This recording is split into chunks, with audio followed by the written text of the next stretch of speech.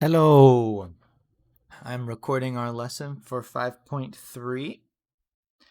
We are introducing a new function called a logarithm. I really like the introduction of the notes here, so I'm going to read it word for word. You know that 2 squared equals 4 and 2 cubed equals 8. However, for what value of x does 2 to the x equal 6? It's got to be somewhere between 2 and 3, right?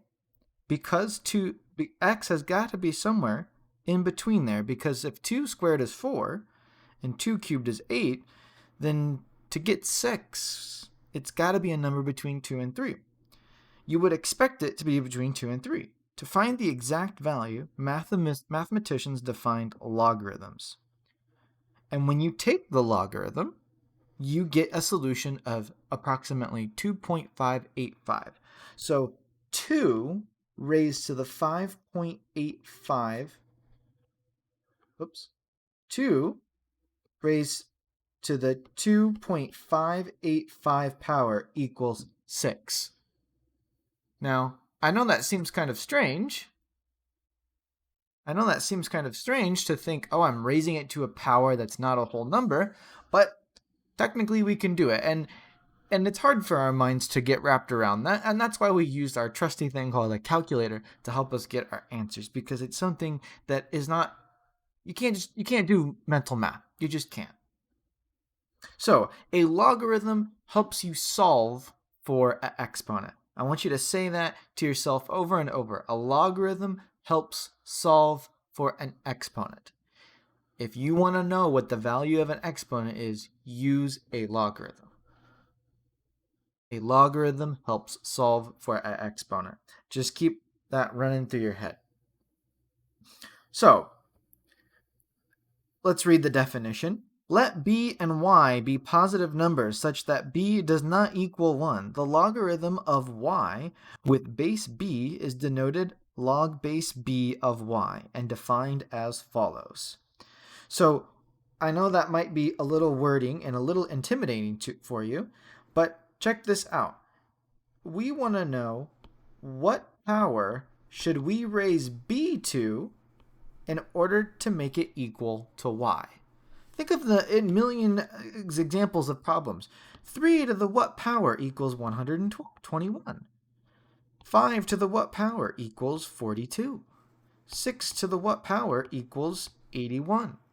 If you want to know that answer, then all you have to do is take log base b of y.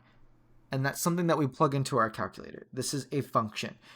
So I read this as log base b of y.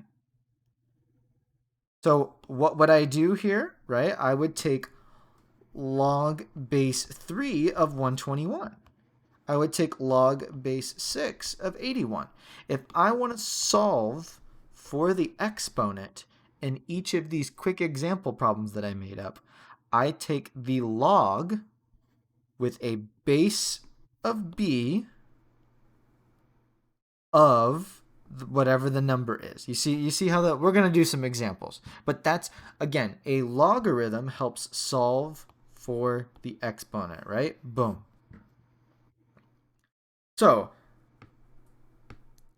we're going to do some quick rewriting of sorts. Here. So, I'm going to skip example 1 and look at example 2. Let's just practice rewriting.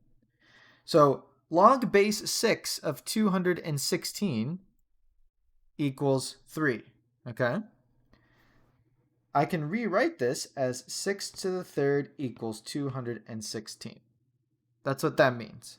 Because here's the back and forth that I'm using in my head. Log base b of x equals, of y equals x. I can go back and forth between b to the x equals y. I know this can seem sort of weird and random, but trust me, it'll be useful, okay? So we're not doing any solving, we're just rewriting. We're going back and forth. This is called logarithmic form, this is called exponential form. So you look at this, right? Take a look at how that matches. What I like to say is the base of the log becomes the base of the exponent, and we switch the other two numbers. That's what I like to say. The base of the log becomes the base of the exponent, and you switch the other two numbers. The base of the log becomes the base of the exponent, and you switch the other two numbers. We're not doing any math. We're just rewriting. Now you might still want to call that math, but we're not really solving for anything. We're just rewriting. And it's pretty obvious when you got something right or wrong. Imagine had I rewritten this first example as 6 to the 216 equals 3. I hope you and I can both agree that that doesn't make any lick of sense, right? Raising 6 to the 216th power, 6 times itself 216 times? How in the world is that going to equal 3, right? The answer, it's not, right? So it's pretty obvious when you've written something incorrectly. Again, take a look at this example. 3 to the 6,561 equals 8? Of course it doesn't, right? We're not really solving for anything, we're just rewriting. And it's pretty glaringly obvious when your rewrite is wrong. You know what I'm saying? Let's go the other way. So, rewrite the equation in logarithmic form. So, I'm doing the exact same thing, just backwards. So, what was I saying before? The base of the log becomes the base of the exponent?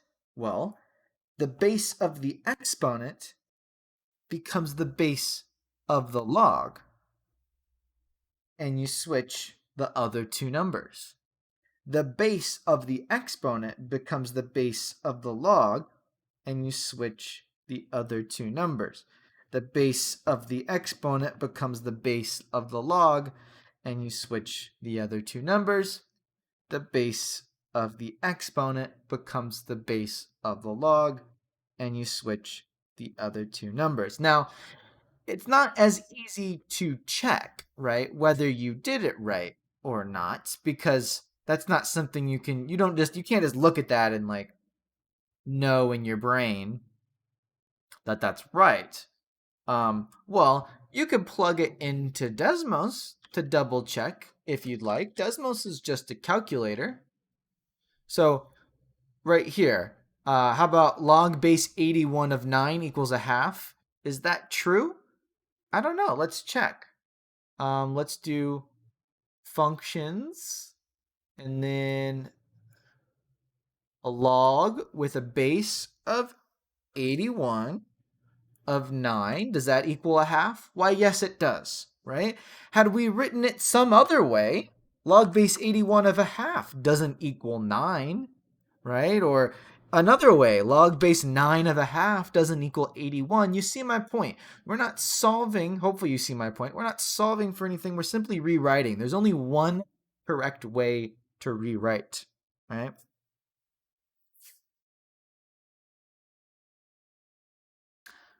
So, there's us rewriting. So let's jump back up to the top here. Let's find the value of the exponent, right? Now, I have in the past used the table of powers where I would look at the table of powers and I would say 4 to the what power is 4,096? And the answer is 6.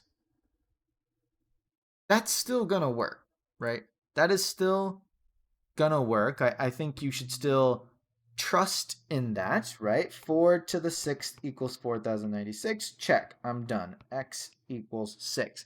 But sometimes it's not gonna be on that table. I still think we should use the table, but sometimes it's not going to be. And all of these are on the table, okay? And why is that? Because these problems were written with the intention that you could do it by hand without a calculator, okay? These problems were written with the intention that you would do it without a calculator. So, again, I would just look to my table. I would just look to my table here, and let me open image tab. Go ahead and close that. 3 to the 4 is 81. So therefore, 3 to the negative 4 is 1 over 81. Hopefully you remember that negative exponents create a fraction. It forces a reciprocal. Anything to the 0 power is 1. Is that even on our table, now that I think of it? Yeah, it's not even on this table. That's kind of a shame. I never realized that until now. I never realized that. So anything to the 0 power is equal to 1. So therefore x equals 0. And this last one, 1/5 squared is 1 over 25. So if you take a fraction to a negative exponent, guess what you're doing? You're taking it back to a whole number. X equals -2. You've reflipped the fraction and made it 5. And 5 squared is, of course, 25.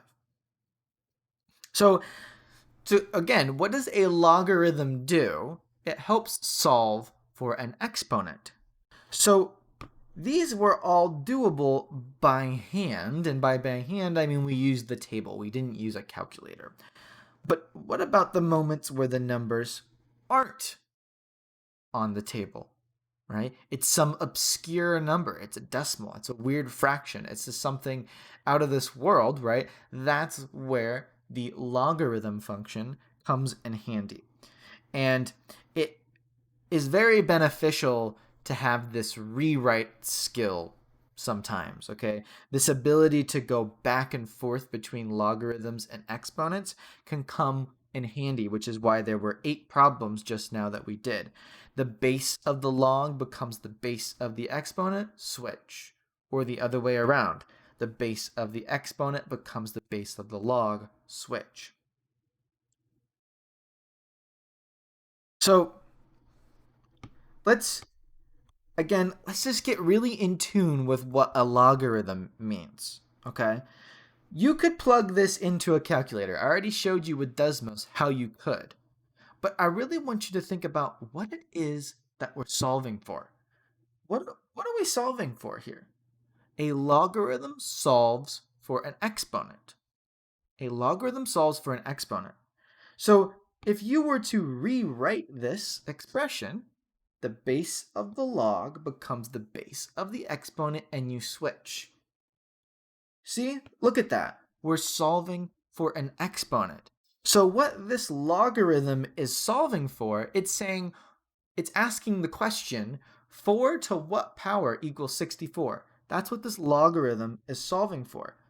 You could look at this and say that is solving for the exponent. It's saying 4 to this power equals 64. The answer?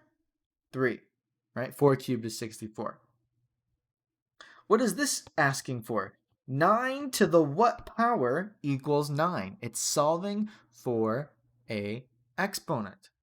The question mark every single time that I'm writing here is going to be an exponent, okay? The answer, 1. 2 to the what power equals a half. How am I rewriting these so quickly? Don't forget. The base of the log becomes the base of the exponent, and then these numbers switch. Nope, not the 2 and the half, sorry. The half and the question mark. Doot. The answer, -1. 6 to the what power equals, oh, my webcam is covering that up right there. 6 to the what power equals -1?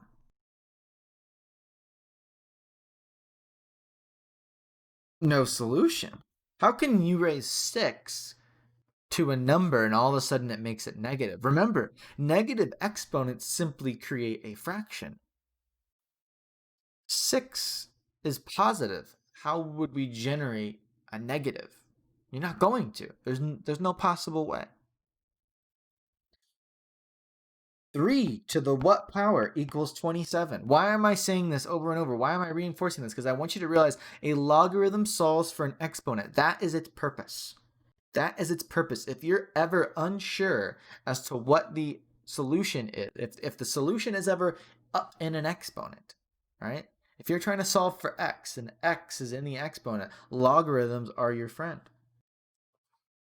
3 to the what equals 27? The answer is 3.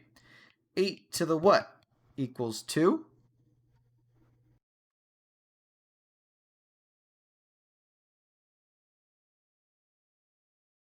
We haven't had that one before, have we? Have we had that before? I think. Yes. No, yeah, we have. How is this number getting smaller?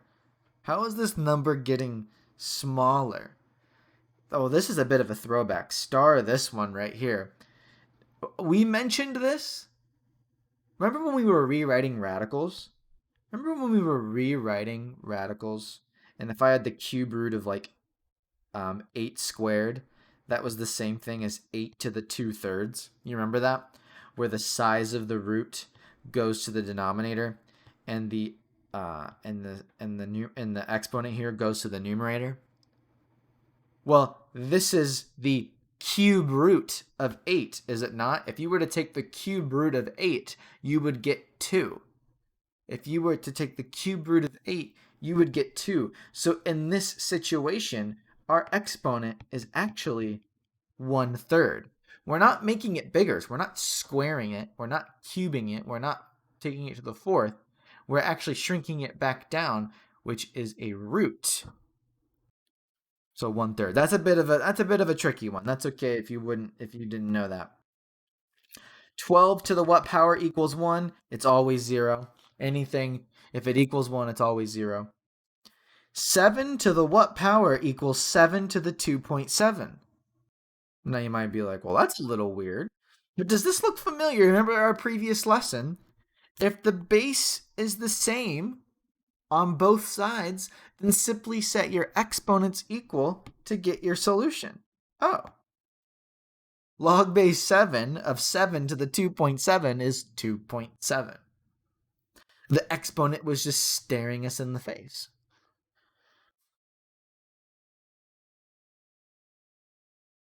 I didn't take long to go through those problems. If anything got lost on you, please rewind and rewatch. But what does a logarithm do? It solves for an exponent. Okay. Oh, noisy bottle today. So what are we doing here in example 5? We're using our calculator. So something that wasn't written down anywhere here yet. If the log, no base on your log? Kind of wrong. No base on your log? Well, assume it's 10. Assume it's 10. No one writes log base 10. No one writes that. Just like no one writes a square root with a little 2. It's just assumed. So just know that a log without a base written on it is the same thing as log base 10. So take a look at these problems. What are we solving for in this first one? We're saying 10 to the what power equals 11.5. That is weird. That doesn't make, honestly, my brain almost can't even comprehend that, right? I know that 10 to the 1 is 10, of course, and I know that 10 squared is 100. How in the world can I get 11.5? That is what the logarithm is for. Okay? So, if I just simply punch that into a calculator, I get my answer. Log of 11.5 is, so if you raise 10 to the 1.0606 blah blah blah power. You see how close that's getting to 11.5? Had I punched this number in exactly, oh, I can copy it. Nice. Look at that. That's weird rounding error, of course, but we get 11.5. So 10 to this power. I mean, it's a weird thought, but don't let it. If this were time, right? Before, I don't want to get on too much of a tangent, but basically this would be like 1.06 years. Obviously, time doesn't end at concrete intervals, right? It ends, 1 year, 2 days, and 11 hours, right? That's kind of what this represents. It represents a time at which, you see what I'm trying to get at? I don't want to overcomplicate. We're not looking at word problems right now. So the answer, it said to round to the third decimal place. So 1.06. This 6 is going to round that up to a 1, of course. So 1.061.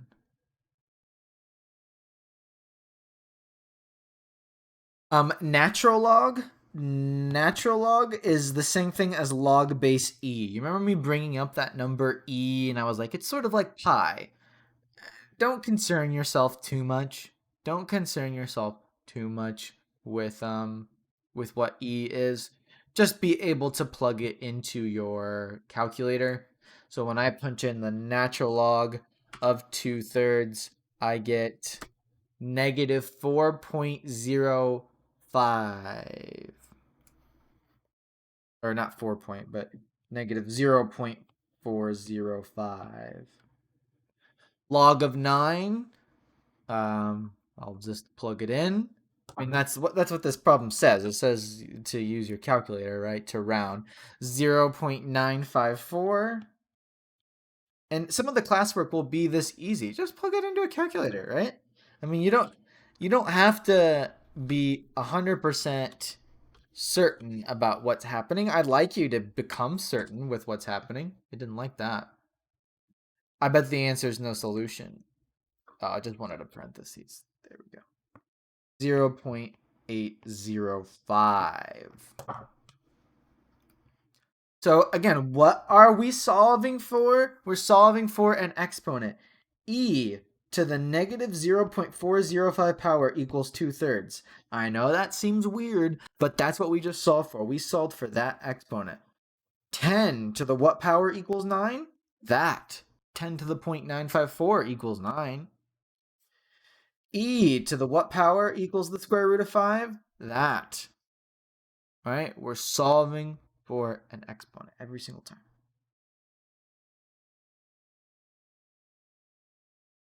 Huh?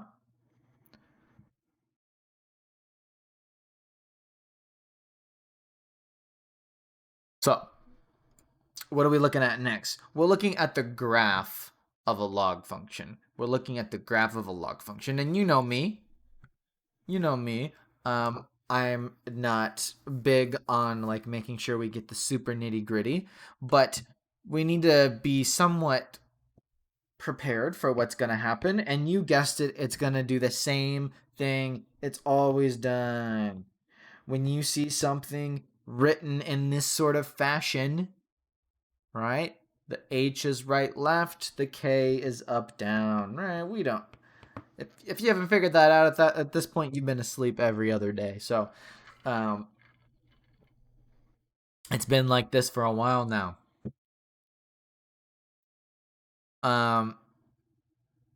Let's take a look at our Desmos here. If I punch in the log of x, here's a good look at what that looks like. Now, does this look familiar? If you tilt your head a little bit, it sort of looks like exponential decay. You see that? If you tilt your head and look at it, it's coming, and now the y-axis is sort of like the x-axis, right? The graph is coming down and then curves and bottoms out, right? Sort of looks like exponential decay. That's because logarithms and um, exponents are inverses of one another. They are inverses of one another. So they're very much related. All right? They're very much related.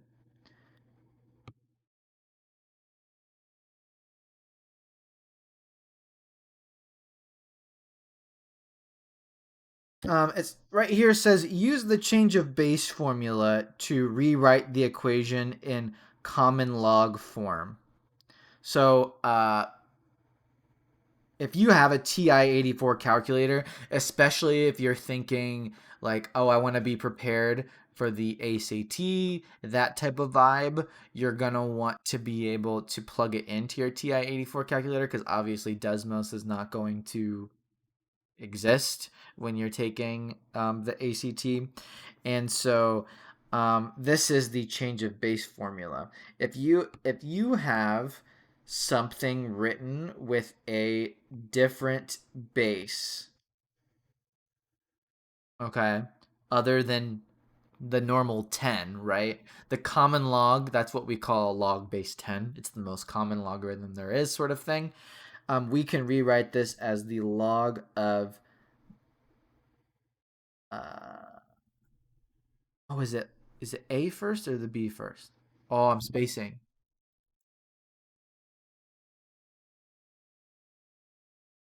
Change change of base formula. Okay. Yeah, yeah, yeah. Log of the big number divided by log of the small number. Yeah, there it came back to me.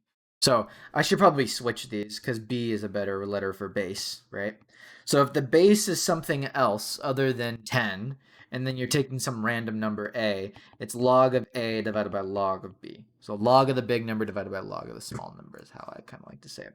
So I could rewrite this as log of X divided by log of 3. And I could rewrite this guy as log of x minus 2 on top divided by log of 6 plus 3. And I could rewrite this as log of x minus 4 divided by log of 8. Why am I doing this? What's the point of this? Because, like I said, it works best for your calculator when it comes to a TI-84 and taking like the ACT, for example.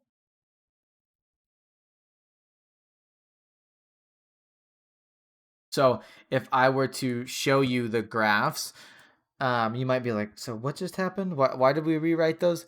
Okay, check this out. You can quite easily Desmos, you can quite easily plug in log base 3 of x, and you get a graph that looks like this. But TI-84 calculators, despite their price tag, are not as smart. So if you rewrite it as log of x divided by log of 3, you get the same thing. Check that out. They're directly on top of each other.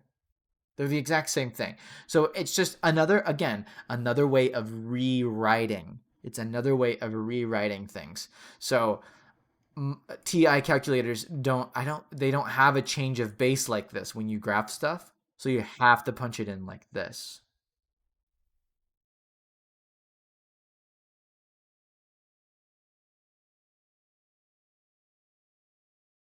Um, I'm realizing that this video is getting kind of long because the notes here are just a little long. So I think for the sake of, for those of us who do watch this to prevent it from being the longest thing in the world, I'm just going to end the video here and do the rest in class. So that way this is not insanely long. So I don't want to make it any longer than it has to be. So I think and graphing is something I can do really easily in class. So I think right here is a good stopping point. So thank you for watching. Looking forward to seeing you in class. Catch you later. Sorry for the abrupt stop.